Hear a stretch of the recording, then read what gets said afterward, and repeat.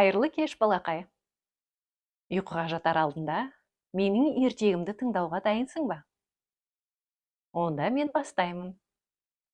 Бүгінгі ертегі қасқыр мен егінші туралы. Бір күні аш қасқыр тамақ іздеп келе жатып, аңшылар құрған қақпанға түсіп қалады.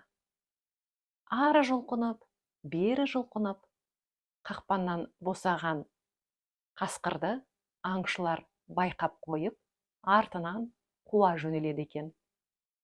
Аңшылар қасқырды қуып келеді. Сасқалақтаған қасқыр егіншіге келіп, көмек сұрайды. Маған бір көмегің тисін, мені қабыңа салып жасыра тұршы. Сенің бұл жақсылығыңды мен еш уақытта ұмытпаймын, дейді екен. Қасқырға жана ашыған егінші оны қабына салып жасырады. Көп ұзамай мылтықтарын асынған аңшылар келіп, егіншіден бұлай деп сұрайды. Осы жерден қашып бара жатқан қасқырды көрмедің бе? Ал егінші болса, ол қасқыр анау шоқыдан асып кетті. Тезірек қуып жетіңдер, дейді екен. Аңшылар ұзаған соң, егінші қаптың аузын ашып, қасқырды босатады. Ал қасқыр болса, өзінің қасқырлығын жасап, егіншіге тап береді. Оны жемекші болады. Сонда егінші айтады: «Тұра тұр, қасқыр, мен саған көмектестім. Менің жақсылығыма осылайша жауап бересің бе?» деп сұрайды. Сонда қасқыр: «Мен сені жеймін, менің қарным аш» деп тап береді. Егінші сасқалақтап: «Жақсылыққа жамандықпен жауап берем екен. Кәне, төрелігін біреуден сұрайық», дейді егінші қорыққанынан. Екеуі осылайша дауласып тұрған кезде, қаңғалақтап түлкі келеді. Бұлар түлкіге болған оқиғаны бастан аяқ айтып береді.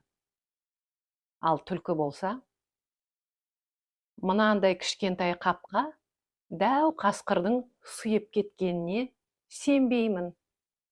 Қане, қайтадан кірші қапқа.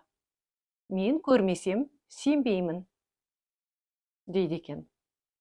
Қасқыр болса, қапқа қайтадан кіреді. Сол кезде қу түлкі егіншіге: «Қане, байла қаптың аузын.